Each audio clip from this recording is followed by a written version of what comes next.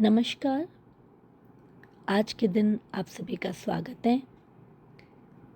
Money mastery के इस series में हम हर दिन अपनी मनी एनर्जी को बढ़ा रहे हैं और आज हमें समझना होगा कि हमें धन के पीछे भागना नहीं है, हमारे अंदर ही उस मनी एनर्जी को जगाना है। इसके लिए हम आगे मनी मेडिटेशन और एफर्मेशन भी करेंगे, लेकिन उसी के साथ ओशो रजनीश ने जो धन के प्रति प्रैक्टिकल बातें कही है, हम बिल्कुल फोकस होकर डायरी पेन लेकर उनकी बातें सुनेंगे। उससे जो सीखा है उसे भी लिखकर आज अपने दिन में अप्लाई करेंगे और उसके बाद हम मनी मेडिटेशन करेंगे। So let's start. एक प्रश्न है और यदि तुमने ईमानदारी से इसका उत्तर दिया तो यह तुम्हें भीतर तक झकझोर सकता है। क्या तुम धन को कमी की दृष्टि से देखते हो? जब तुम धन के बारे में सोचते हो तो पहला भाव क्या उठता है? क्या मन में हल्की सी बेचैनी होती है? कोई खालीपन, कोई डर कि काफी नहीं है, कहीं खत्म न हो जाए, दूसरों के पास ज्यादा है? यदि हाँ, तो समझो तुम धन को समृद्धि के रूप में नहीं बल्कि अभाव के रूप में देख रहे हो। और यही तुम्हारी सबसे बड़ी समस्या है। तुम्हारी दृष्टि धन पर नहीं, उसकी कमी पर टिकी है। तुम गिनते रहते हो कि क्या नहीं है, जबकि जो है उसे कभी गंभीरता से देखा ही नहीं। यह कमी की दृष्टि एक लेंस की तरह है जिससे तुम संसार की हर चीज को देखते हो। रिश्तों में कमी, समय में कमी, अवसरों में कमी। धन तो केवल उस गहरी अपर्याप्तता का प्रतीक है जिसे तुमने भीतर संजो रखा है। बहुत लोग प्रार्थना करते हैं, हाथ जोड़ते हैं, मंदिर जाते हैं, मन्नतें मांगते हैं, लेकिन उनकी प्रार्थना की भाषा सुनो, भगवान बचा लो, कुछ कर दो, बस इतना मिल जाए। यह प्रार्थना कम, भय अधिक है, बस उसे भक्ति का आवरण दे दिया गया है। जब तुम भय से मांगते हो तो तुम ब्रह्मांड को संदेश देते हो कि तुम असुरक्षित, अक्षम और निर्भर हो। और फिर वही भाव तुम्हारे अनुभवों में लौटता है। प्रार्थना का उद्देश्य मांगना नहीं, जुड़ना है उस चेतना से जो पहले से तुम्हारे भीतर मौजूद है। लेकिन तुमने प्रार्थना को एक ऑर्डर फॉर्म बना दिया है जहां तुम इच्छाओं की सूची पढ़ते हो और उम्मीद करते हो कि कोई अदृश्य शक्ति उन्हें पूरा कर दे, बस कुछ मिल जाए। यह वाक्य सुनने में विनम्र लगता है, पर इसके पीछे गहरी पराजय छिपी होती है। जब तुम यह कहते हो तो अपनी आकांक्षाओं को छोटा कर देते हो। तुम संसार से कह रहे होते हो, मैं बड़े का हकदार नहीं हूं, मुझे टुकड़े भी स्वीकार हैं। यह विनम्रता नहीं, आत्म अवमूल्यन है। जो व्यक्ति स्वयं को छोटा आंकता है, संसार भी उसे छोटा ही आंकता है। अब जरा रुक कर सोचो, ये मानसिकता आई कहां से? अधिकांश धन संबंधी मान्यताएं बचपन में बनती हैं। मनोविज्ञान के अनुसार 7 से 12 वर्ष की आयु के बीच हमारे भीतर धन को लेकर गहरे विश्वास स्थापित हो जाते हैं। तुमने बचपन में क्या सुना था? पैसा पेड़ पर नहीं उगता, यह हमारी औकात में नहीं है, अमीर लोग बेईमान होते हैं, संतोष ही सबसे बड़ा धन है। ये वाक्य बार बार सुनते सुनते तुम्हारे अवचेतन का हिस्सा बन गए। और अब वर्षों बाद भी जब तुम धन के बारे में सोचते हो तो वही पुराने विश्वास तुम्हें पीछे खींच लेते हैं। तुम्हारे माता पिता ने जो अनुभव किया उसे सत्य मान लिया और वही सत्य तुम्हें सौंप दिया बिना तुम्हारी अनुमति के। यह किसी का दोष नहीं है, लेकिन अब यह तुम्हारी जिम्मेदारी है कि पहचानो कौन से विश्वास वास्तव में तुम्हारे हैं और कौन से अतीत की विरासत जो तुम्हारे नहीं। उन्हें वहीं छोड़ दो अतीत में। बहुत लोग अपनी लालसा को जरूरत का नाम दे देते हैं। मुझे पैसे की जरूरत है, यह वाक्य अक्सर एक आवरण होता है। जरूरत वह है जो जीवन चलाने के लिए अनिवार्य है। लालसा वह है जो अहंकार को संतुष्ट करती है। जब तक तुम इन दोनों के बीच का अंतर नहीं समझोगे, धन के साथ स्वस्थ संबंध नहीं बना पाओगे। लालसा हमेशा अधिक चाहती है, जरूरत पूरी होते ही शांत हो जाती है। यदि तुम्हारी भूख कभी शांत नहीं होती तो वह पेट की नहीं, मन की भूख है। यह शायद सबसे कठोर सत्य है जब तुम मांगते हो, चाहे ईश्वर से, संसार से या किसी व्यक्ति से, तो भीतर एक संदेश स्थापित करते हो, मेरे पास नहीं है। यह नहीं है का भाव इतना शक्तिशाली होता है कि वह तुम्हारे हर निर्णय, हर क्रिया और हर संबंध को प्रभावित करता है। मांगना कमजोरी नहीं है, लेकिन मांगने को जीवन की स्थायी अवस्था बना लेना एक धीमा जहर है। यदि यह पढ़कर भीतर कहीं चोट लगी है तो अच्छा है। जो दिखता नहीं वह ठीक भी नहीं होता। और अब तक तुमने इस घाव को देखने से इनकार किया था। ब्रह्मांड का नियम समझो। अब जब तुमने अपनी मांगने वाली सोच को पहचान लिया है तो एक कदम आगे बढ़ो और समझो कि दुनिया कैसे चलती है। ब्रह्मांड शब्द नहीं सुनता, वह भाव सुनता है। तुम सोचते हो कि मुझे धन चाहिए, कह देने से सब ठीक हो जाएगा। नहीं, ब्रह्मांड तुम्हारे शब्दों से ज्यादा तुम्हारे अंदर के एहसास को देखता है। तुम क्या बोल रहे हो उससे ज्यादा जरूरी है कि तुम अंदर से क्या मान रहे हो। अगर तुम कहते हो मुझे धन चाहिए, लेकिन अंदर से विश्वास नहीं है और मन में चलता है मुझे नहीं मिलेगा, तो बाहर वही डर जाता है। शब्द नहीं, भावना असर करती है। अगर अंदर कमी का भाव है तो तुम्हारा ध्यान भी उसी कमी पर रहेगा। यह कोई जादू नहीं है, यह तुम्हारी सोच और तुम्हारे नतीजों का संबंध है। तुम जैसा महसूस करते हो वैसा ही देखने और करने लगते हो। एक सीधी बात समझो, जैसी सोच वैसा ध्यान, जैसा ध्यान वैसे फैसले, और जैसे फैसले वैसे परिणाम। अगर तुम चिंता में रहते हो तो हर जगह समस्या दिखेगी। अगर तुम डर में जीते हो तो हर काम मुश्किल लगेगा। अगर तुम भरोसा रखते हो और शुक्रिया महसूस करते हो तो तुम्हें मौके दिखने लगेंगे। डर और विश्वास में बड़ा फर्क है। डर होने पर शरीर सख्त हो जाता है, सांस हल्की हो जाती, दिमाग साफ नहीं सोच पाता, तुम छोटा सोचने लगते हो।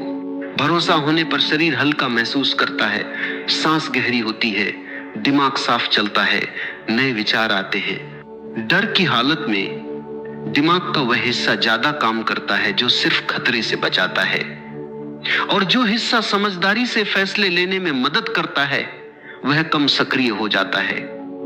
ऐसे में बड़े फैसले लेना मुश्किल हो जाता है। धन को सिर्फ बैंक के नंबर की तरह मत देखो। धन एक बहाव है। जब तुम किसी की मदद करते हो, अच्छी सेवा देते हो, सही काम करते हो, तब तुम दुनिया को कुछ देते हो, और जो तुम देते हो वही किसी रूप में तुम्हारे पास लौटता है। अगर तुम कुछ किए बिना सिर्फ इंतजार कर रहे हो तो वापस क्या आएगा? एक आसान उदाहरण देखो। दो दुकानदार एक ही गली में हैं। एक सोचता है ग्राहक आए तो ठीक, नहीं आए तो क्या करे। दूसरा हर ग्राहक का स्वागत करता है, उसकी जरूरत समझता है और मदद करता है। जगह एक ही है लेकिन नतीजे अलग हैं। फर्क दुकान का नहीं, सोच का है। अब बात तुम्हारे अंदर के मन की। तुम्हारा अंदरूनी मन हर समय काम करता रहता है। तुम सो रहे हो तब भी, और वह वही ढूंढता है जो तुम उसे बार बार बताते हो। अगर तुम हमेशा सोचते हो पैसा बहुत मुश्किल से आता है तो तुम्हें हर जगह रुकावट ही दिखेगी। अगर तुम सोचते हो मैं काबिल हूं, मैं आगे बढ़ सकता हूं, तो तुम्हारा मन मौके ढूंढने लगेगा। आखिर में सवाल यह नहीं है कि दुनिया तुम्हें क्या दे रही है, सवाल यह है तुम अंदर से क्या मान रहे हो। यहाँ एक कड़वी सच्चाई है, और यदि तुम इसे स्वीकार कर लो तो तुम्हारा जीवन बदल सकता है। हर कोई धन चाहता है, पर क्या हर कोई उसके योग्य बनता है? इच्छा सस्ती है। दुनिया का लगभग हर व्यक्ति अमीर होना चाहता है, इसमें कुछ भी असाधारण नहीं। लेकिन इच्छा और पात्रता में उतना ही अंतर है जितना स्वप्न और वास्तविकता में। इच्छा कहती है काश मेरे पास होता, पात्रता कहती है मैंने वह किया है जो आवश्यक था और अब मैं तैयार हूं। पात्रता जन्मसिद्ध अधिकार नहीं है, इसे अर्जित करना पड़ता है हर दिन, हर निर्णय और हर त्याग के माध्यम से। पात्रता का सूत्र स्पष्ट है। योग्यता का अर्थ है कौशल, मूल्य, अनुशासन और स्थिर मन का समन्वय। संसार उन्हें भुगतान करता है जो कुछ ऐसा कर सकते हैं जो दूसरे नहीं कर सकते या नहीं करना चाहते। यदि तुम्हारे पास कोई कौशल नहीं है तो तुम संसार को क्या दोगे? और जब दोगे ही नहीं तो पाओगे कैसे? कौशल सीखने में समय लगता है, कभी कभी वर्षों। लेकिन जो व्यक्ति किसी एक कौशल में गहराई तक जाता है वह अपने क्षेत्र में दुर्लभ हो जाता है और दुर्लभता का मूल्य सदैव ऊंचा होता है। अनुशासन वह पुल है जो इच्छा को पात्रता से जोड़ता है। बिना अनुशासन के हर योजना सपना बनकर रह जाती है। अनुशासन का अर्थ है जब मन न करे तब भी करना, जब कोई देख न रहा हो तब भी करना, जब परिणाम न दिखे तब भी करना। अनुशासन आकर्षक नहीं होता, वह उबाऊ, दोहरावपूर्ण और अक्सर एकाकी होता है। लेकिन यही वह कीमत है जो पात्रता मांगती है। अस्थिर मन धन को लंबे समय तक धारण नहीं कर सकता। ध्यान दो, कितने लोग अचानक धनवान बनते हैं और कुछ ही वर्षों में सब खो देते हैं। लॉटरी विजेता, अचानक प्रसिद्ध हुए कलाकार या विरासत में धन पाने वाले, इनमें से कई थोड़े समय में अपनी पूर्व स्थिति में लौट आते हैं। क्यों?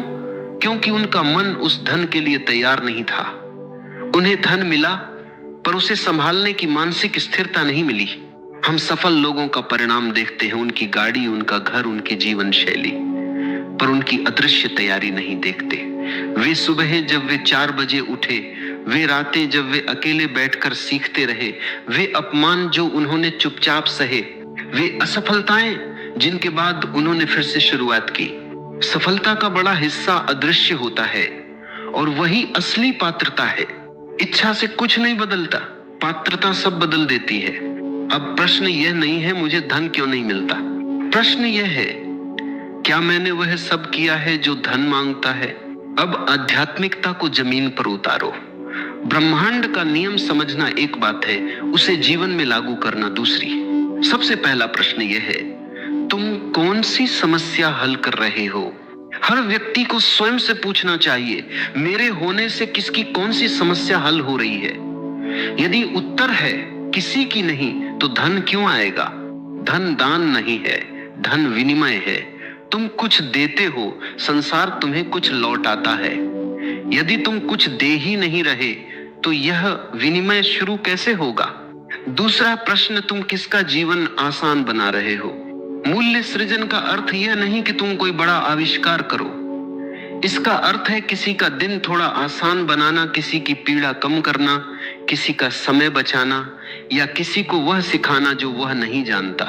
एक अच्छा शिक्षक मूल्य सृजित करता है, एक अच्छा डॉक्टर मूल्य सृजित करता है, एक अच्छा किसान भी मूल्य सृजित करता है और एक अच्छा उद्यमी बड़े स्तर पर समस्या हल करता है, इसलिए उसका प्रभाव भी बड़ा होता है। धन समस्या हल करने की कीमत है।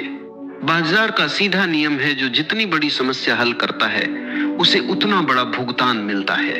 एक चाय बेचने वाला प्यास की समस्या हल करता है, एक सर्जन जीवन और मृत्यु की समस्या से जुड़ा होता है, एक टेक्नोलॉजी कंपनी लाखों लोगों की समस्या एक साथ हल कर सकती है। समस्या जितनी बड़ी, भुगतान उतना बड़ा। यह अन्याय नहीं, सीधा गणित है। एक और भ्रम है, लोग सोचते हैं कि वे बहुत मेहनत करते हैं फिर भी पैसा नहीं आता। अक्सर कारण यह होता है कि वे समय बेच रहे होते हैं। मूल्य नहीं, समय की सीमा है। दिन में 24 घंटे से अधिक नहीं होते, लेकिन मूल्य की सीमा नहीं होती। एक किताब लिखो, वो वर्षों तक बिक सकती है। एक कौशल सिखाओ, वो सैकड़ों लोगों को प्रभावित कर सकता है। एक ऐसी प्रणाली बनाओ जो तुम्हारे बिना भी काम करे, तो तुम समय की सीमा से आगे बढ़ जाते हो। जो व्यक्ति केवल समय बेचता है, उसकी आय समय से बंधी रहती है। जो व्यक्ति मूल्य बनाता है, उसकी आय प्रभाव से जुड़ती है। प्रश्न यह नहीं कि तुम कितने घंटे काम करते हो, प्रश्न यह है कि तुम्हारे 1 घंटे का मूल्य क्या है और तुम उसे कैसे बढ़ा सकते हो। अब तक तुम समझ चुके हो क्या करना है और कैसे करना है, लेकिन एक और बाधा है, सबसे खतरनाक, और वह तुम्हारे भीतर है। क्या तुम्हें लगता है कि अमीर लोग बुरे होते हैं? ईमानदारी से सोचो। जब तुम किसी अमीर व्यक्ति को देखते हो तो तुम्हारे मन में पहला विचार क्या आता है? जरूर कुछ गलत किया होगा, पैसे वालों का दिल नहीं होता, ये लोग दूसरों को लूटकर अमीर बने हैं। अगर ऐसे विचार आते हैं तो तुम अनजाने में धन को बुराई से जोड़ रहे हो, और जिसे तुम बुरा मानते हो उसे तुम्हारा अवचेतन मन तुमसे दूर रखेगा, क्योंकि वह तुम्हें अच्छा बनाए रखना चाहता है। यही गहरा विरोधाभास है। तुम धन चाहते हो, लेकिन तुम्हारा मन धन को बुरा मानता है, इसलिए वह तुम्हें धन से दूर रखता है, तुम्हारी ही भलाई के लिए। यह आत्म तोड़फोड़, सेल्फ सबोताज का सबसे सूक्ष्म रूप है। क्या तुम्हें डर है कि पैसा तुम्हें बदल देगा? बहुत लोगों के भीतर यह भय छिपा होता है, अगर मैं अमीर हो गया तो मैं बदल जाऊंगा, मेरे रिश्ते बदल जाएंगे, लोग मुझसे ईर्ष्या करेंगे, मैं अकेला हो जाऊंगा। यह डर इतना शक्तिशाली होता है कि तुम्हें उस मुकाम तक पहुंचने ही नहीं देता जहां यह सच हो सके। तुम अवसर टालते हो, जोखिम से बचते हो, बड़े निर्णयों से कतराते हो, और फिर कहते हो किस्मत में नहीं है। सचमुच किस्मत में नहीं है, या तुम्हारे भय ने तुम्हें रोक रखा है। सच्चाई यह है, पैसा तुम्हें बदलता नहीं, तुम्हें उजागर करता है। अगर तुम भीतर से उदार हो तो धन तुम्हें और उदार बनाएगा। अगर तुम संवेदनशील हो तो धन तुम्हारी संवेदनशीलता को और स्पष्ट करेगा। पैसा एक आवर्धक कांच, मैग्नीफाइंग ग्लास है, जो तुम हो उसे बड़ा करके दिखाता है। क्या तुम्हारे भीतर अपराध बोध है? कुछ लोगों के मन में यह गहरा विश्वास छिपा होता है, अगर मेरे पास ज्यादा होगा तो किसी और के पास कम होगा। यह सीमित संसाधनों की मानसिकता है, मानो दुनिया में धन की एक तय मात्रा हो और तुम्हारे अधिक लेने से किसी और को कम मिल जाए। यह सच नहीं है। धन सृजित होता है बार बार नए रूपों और नए तरीकों से। तुम्हारी समृद्धि किसी और की गरीबी का कारण नहीं है, बल्कि एक समृद्ध व्यक्ति अधिक लोगों की सहायता कर सकता है, अधिक रोजगार दे सकता है और अधिक मूल्य सृजन कर सकता है। तुम्हारे अवचेतन में जमे विश्वास रातों रात नहीं बदलते। यह एक धीमी पर निश्चित प्रक्रिया है। पहले उन्हें पहचानो जो तुम्हें रोक रहे हैं। उन्हें कागज पर लिखो, पैसा बुरा है, मैं अमीर होने लायक नहीं हूं, मुझसे नहीं होगा। फिर हर सीमित विश्वास के सामने एक नया सशक्त विश्वास लिखो, धन एक उपकरण है, न अच्छा न बुरा। मैं प्रतिदिन अपनी पात्रता बढ़ा रहा हूं, मेरे लिए संभावनाएं असीमित हैं। इन नए विश्वासों को नियमित रूप से दोहराओ, सुबह उठते ही, रात सोने से पहले, और जब भी पुराना विचार सिर उठाए। अवचेतन मन दोहराव से सीखता है, यही उसकी भाषा है। तुम बाहर से कितनी भी मेहनत कर लो, कितने भी मंत्र जपो, कितने भी विजन बोर्ड बनाओ, अगर भीतर का कोई हिस्सा धन का विरोध कर रहा है तो धन टिकेगा नहीं। बाहरी प्रयास और भीतरी विश्वास एक ही दिशा में होने चाहिए। जब तक भीतर युद्ध जारी है, बाहरी विजय असंभव है। अब बात करते हैं कर्म की, क्योंकि समझ क्रिया के बिना अधूरी है। कृतज्ञता कोई आध्यात्मिक औपचारिकता नहीं, बल्कि एक न्यूरोलॉजिकल प्रक्रिया है। जब तुम सच्चे मन से कृतज्ञ होते हो तो मस्तिष्क डोपामाइन और सेरोटोनिन जैसे रसायन छोड़ता है, जो तुम्हें शांत, प्रसन्न और ऊर्जावान बनाते हैं। इस अवस्था में तुम बेहतर निर्णय लेते हो, अधिक रचनात्मक होते हो और अवसरों को अधिक स्पष्टता से देख पाते हो। हर सुबह उठकर 3 बातों के लिए कृतज्ञ हो, सचेत रूप से, यांत्रिक ढंग से नहीं। उन बातों को केवल सोचो मत, उन्हें महसूस करो, आंखें बंद करो और उस कृतज्ञता को अपने भीतर फैलने दो। यह 5 मिनट का अभ्यास पूरे दिन की ऊर्जा बदल सकता है। आज से एक प्रयोग करो। पूरे दिन ध्यान दो कि तुम कितनी बार अभाव की भाषा बोलते हो। मेरे पास समय नहीं है, पैसे नहीं है, कोई रास्ता नहीं है, मुझसे नहीं होगा। तुम्हें आश्चर्य होगा कि तुम दिन में कितनी बार अभाव को शब्दों में जीवन देते हो। हर बार जब तुम ऐसा कहते हो, तुम अपने अवचेतन को यह सिखाते हो कि तुम्हारे पास सचमुच नहीं है। अपनी भाषा बदलो। मेरे पास समय नहीं है के बजाय कहो, मैं अपनी प्राथमिकताएं तय कर रहा हूं। पैसे नहीं है के बजाय मैं नए अवसर खोज रहा हूं। मुझसे नहीं होगा के बजाय मैं सीख रहा हूं। ये शब्दों का खेल नहीं, मन की पुनर्संरचना है। तुम्हारा मन जिस प्रश्न पर केंद्रित होता है, वही उसका उत्तर खोजता है। अगर तुम पूछते हो, मुझे पैसे क्यों नहीं मिलते, तो मन कारण ढूंढेगा किस्मत खराब है, अर्थव्यवस्था कमजोर है, मैं पर्याप्त पढ़ा लिखा नहीं हूं। लेकिन अगर तुम पूछते हो मैं कैसे वो व्यक्ति बनूं जो धन आकर्षित करता है, तो मन समाधान ढूंढेगा। नया कौशल सीखो, किसी अनुभवी व्यक्ति से मिलो, यह किताब पढ़ो, यह प्रयोग करो। प्रश्न की गुणवत्ता ही जीवन की गुणवत्ता तय करती है। अमीर बनने के लिए पहले अमीर होना जरूरी नहीं, लेकिन समृद्ध सोच और व्यवहार अपनाना जरूरी है। समृद्ध लोग अपना समय सीखने, पढ़ने, स्वास्थ्य सुधारने और रिश्तों में निवेश करने में लगाते हैं। वे दीर्घकालिक सोचते हैं और अपना समय शिकायत, गपशप और टालमटोल में नष्ट नहीं करते। तुम उनकी पूरी जीवन शैली तुरंत नहीं अपना सकते, पर उनकी आदतें आज से अपना सकते हो। आदतें ही वे बीज हैं जो समय के साथ जीवन शैली बनती हैं। सुबह का पहला घंटा अपने विकास को समर्पित करो, पढ़ो, लिखो, ध्यान करो या दिन की योजना बनाओ। इस समय को पवित्र मानो, न फोन, न सोशल मीडिया, न बहाने। रात को सोने से पहले उस पर ध्यान दो जो सही हुआ। खुद से पूछो, आज मैंने क्या अच्छा किया, क्या सीखा और कल क्या बेहतर कर सकता हूं। याद रखो, तुम उन 5 लोगों का औसत बनते हो जिनके साथ सबसे अधिक समय बिताते हो। अगर तुम्हारा वातावरण शिकायत, निराशा और संकीर्ण सोच से भरा है, तो तुम्हारी सोच भी सीमित हो जाएगी।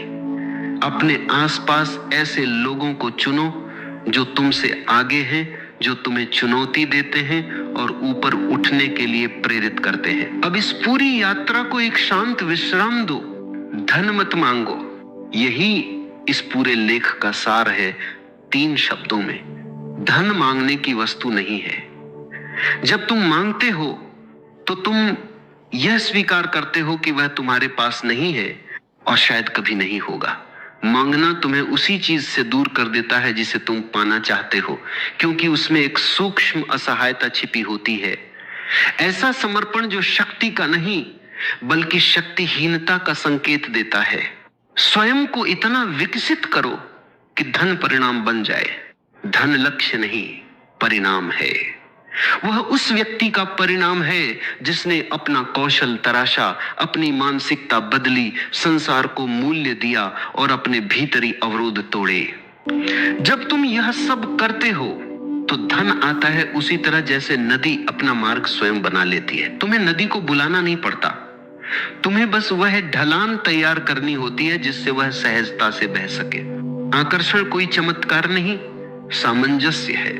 आकर्षण का सिद्धांत जादू नहीं है, यह तुम्हारे विचारों, कर्मों और ऊर्जा का सामंजस्य है। जब तुम्हारे भीतर और बाहर एक ही दिशा होती है, जब विश्वास, कर्म और मूल्य एक रेखा में आ जाते हैं, तो एक अदृश्य प्रक्रिया सक्रिय हो जाती है। कोई इसे ब्रह्मांडीय शक्ति कहे, कोई संयोग, कोई कर्मफल नाम महत्वपूर्ण नहीं है। महत्वपूर्ण वह आंतरिक सामंजस्य है जो परिणामों को जन्म देता है। चेतना, कर्म और मूल्य, इनका संगम ही समृद्धि है। चेतना अर्थात अपने विश्वासों को पहचानना और अपनी ऊर्जा को समझना। कर्म अर्थात प्रतिदिन का अनुशासन, कौशल विकास और निरंतर प्रयास। मूल्य अर्थात किसी की समस्या हल करना, किसी के जीवन में वास्तविक सुधार लाना। जब ये तीनों एक साथ आते हैं तो समृद्धि स्वाभाविक परिणाम बन जाती है। उसे बुलाना नहीं पड़ता, वह स्वयं आती है। और अब एक क्षण ठहरो, गहरी धीमी श्वास लो। जो तुमने अभी पढ़ा वह केवल शब्द नहीं थे, वह एक दर्पण था। उस दर्पण में कुछ सुंदर दिखा होगा, कुछ कठोर और शायद कुछ ऐसा जिसे तुम लंबे समय से अनदेखा कर रहे थे। अब तुरंत कुछ करने की आवश्यकता नहीं, बस यह समझ लो तुम कम नहीं हो, तुम अधूरे नहीं हो। तुम्हें किसी बाहरी शक्ति से भरने की जरूरत नहीं है। जो चाहिए वह सब तुम्हारे भीतर है। बस पुराने भय, पुरानी कहानियों और मैं नहीं कर सकता जैसी धारणाओं की परतों के नीचे दबा हुआ है। उन परतों को हटाओ धीरे धीरे, एक एक करके, और एक दिन तुम पाओगे कि तुमने कुछ मांगा नहीं, फिर भी सब कुछ आ गया। क्योंकि ब्रह्मांड को पुकारो मत, अपने भीतर वह स्वर पैदा करो जिसे ब्रह्मांड अनसुना न कर सके।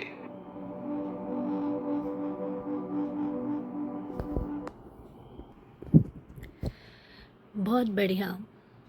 होप आप सभी ने बहुत अच्छे से सुना होगा, समझा होगा, और इसमें समझने से ज़्यादा इम्प्लीमेंटेशन ज़रूरी है। इसीलिए हर दिन हम मॉर्निंग अपने आप के माइंडसेट को प्रिपेयर कर रहे हैं। दिन भर की एक्टिविटी में भी हम नेगेटिविटी को हटाकर कैसे पॉजिटिव रहना है उस पर फोकस कर रहे हैं, और रात को सोने के पहले भी सबकॉन्शियस की प्रोग्रामिंग कर रहे हैं। आपको वो नहीं मिलता जो आप चाहते हो, आपको वही मिलता है जो आप हो। इसलिए हर दिन बस अपने अंदर, जो अभी ओशो ने कहा, वो प्रयास करना है, कमी नहीं, हमेशा पर्याप्त है, मैं अबंडेंस से भरी हूँ, मैं डिज़र्व करती हूँ, I am already a money magnet, ये बिलीव करना है। हमारा विश्वास ही हमें आगे लेकर जाता है। तो चलिए आंखें बंद कर लीजिए, पूरा ध्यान अपने आप पर, एक लंबी गहरी सांस और धीरे धीरे प्रश्वास,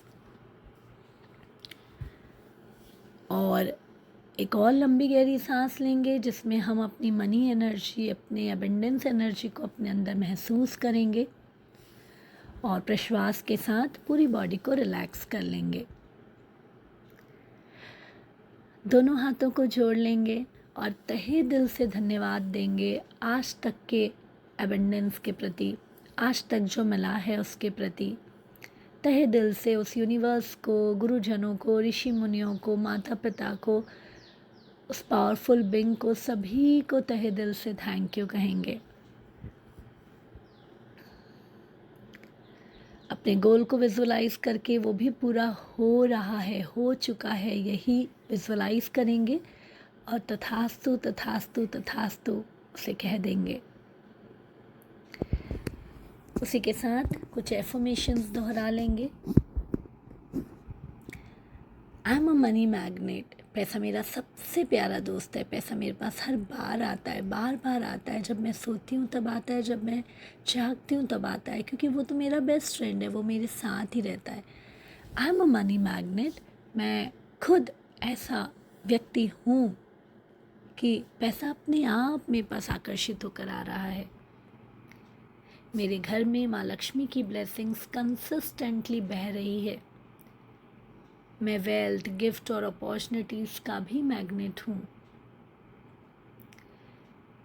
मैं ग्रैटिट्यूड के साथ मनी एनर्जी अंदर महसूस करती हूँ और वो चुंबक बन चुकी हूँ, जिससे ऑटोमेटिक प्रचुरता मेरे जीवन में आती चली जा रही है। मेरी फैमिली की prosperity and financial growth increase हो रही है। यूनिवर्स मुझे एक्सपेक्टेड और अनएक्सपेक्टेड वेज में अबंडेंस भेज रहा है, and I am receiving that. मेरी लाइफ में नई अपॉर्चुनिटीज़ आ रही है।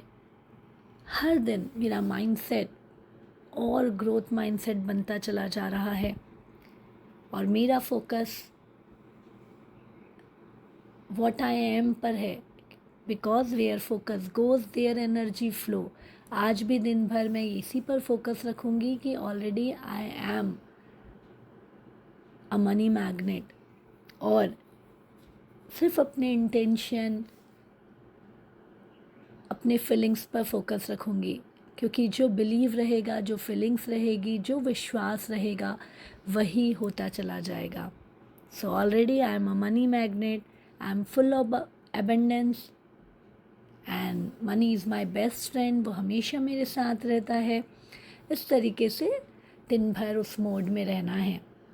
आफ्टर दिस तुरंत आपको ग्रैटिट्यूड लिखना है, गोल लिखना है, और फुल डे के रिज़ल्ट के लिए तैयार हो जाइए। सभी फिर से अवेयर हो जाएंगे, एक लंबी गहरी सांस लेंगे, धीरे धीरे प्रश्वास करेंगे। हर दिन हम माँ लक्ष्मी का ध्यान करते हैं, तो माँ लक्ष्मी का ध्यान करेंगे। उसी के साथ गणेश जी और सरस्वती, जो बुद्धि और विवेक के देवी एंड देवता हैं, उन्हें भी प्रणाम करेंगे। पूरे यूनिवर्स के हर शक्तियों को प्रणाम करेंगे एंड कहेंगे, मुझे सद्बुद्धि दो कि मैं हमेशा अच्छे कदम पर चलती रहूं और जीवन में खुशियाँ लाती रहूं। Thank you, thank you, thank you. सभी का मंगल हो, सभी का मंगल हो, सभी का मंगल हो। बहुत बढ़िया। इस ऑडियो को आप बार बार लगाकर सुन सकते हैं। जितना ज़्यादा हम अपनी लिसनिंग पावर को बढ़ाकर इसके सार को अंदर लेंगे, उतना हमें रिजल्ट आएगा। सो बी फोकस्ड, अपनी एक एनर्जी पर फोकस करिए पूरे तन मन से। आप उसके प्रति एक्शन लीजिए एंड गेट द रिजल्ट। तथास्तु, तथास्तु, तथास्तु।